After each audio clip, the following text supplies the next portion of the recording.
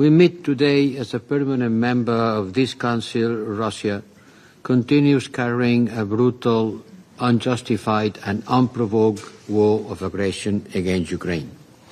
As many have said today, it's a blatant violation of the United Nations Charter. Russia launched a war against Ukraine. It is the first interstate war in Europe since World War II.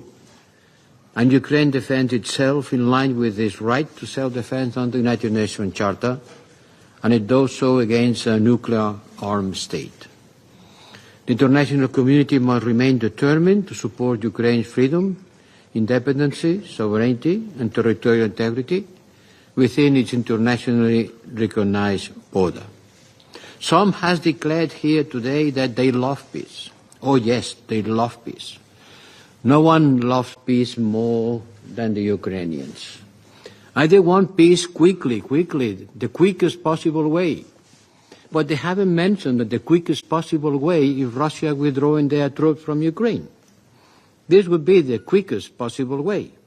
Yes, there is another way, Ukrainian surrender. But we don't want this kind of ending the war. And they are desolated because the fact that we have been providing support to Ukraine has not finished the war.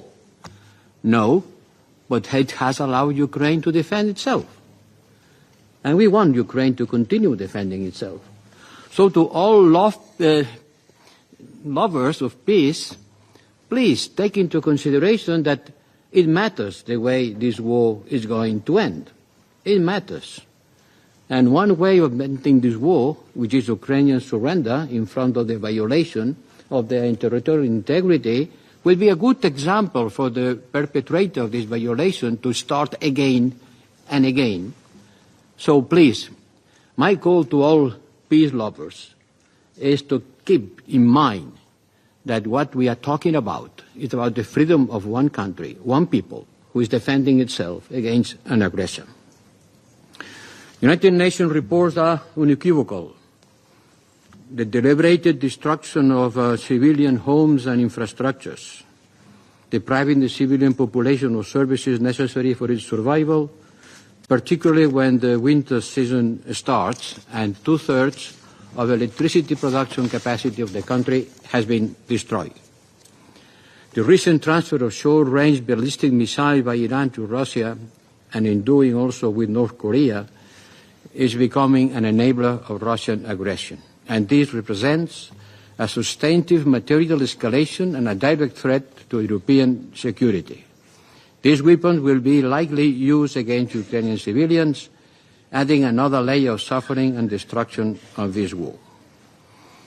The European Union remains unwavering in its support for Ukraine and to a just and lasting peace, yes, because we want peace. We too want peace.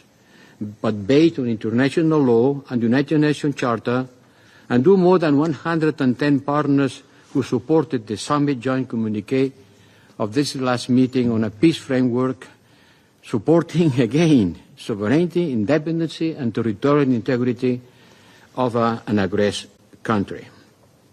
At the end of the day, it's up to Ukraine, and only to Ukraine, to define the terms in which they want this war eventually end. And we need to pay more attention at the constant violations of the embargo against Russia. We need to be concerned by the circumvention of sanctions, that these, yes, are making the war longer. And we have to reinforce the legitimacy of our support to Ukraine by being consistent with our values and applying these values everywhere. This is the best way of supporting Ukraine. Consistency is of the essence. In a world that is becoming less multilateral and more transactional. And in order to prevent this slide toward more transactions and less norms, we need to work very hard. This is the best way to support Ukraine for a peace, a just peace, that makes the aggressor to fail. Thank you. I thank His Excellency.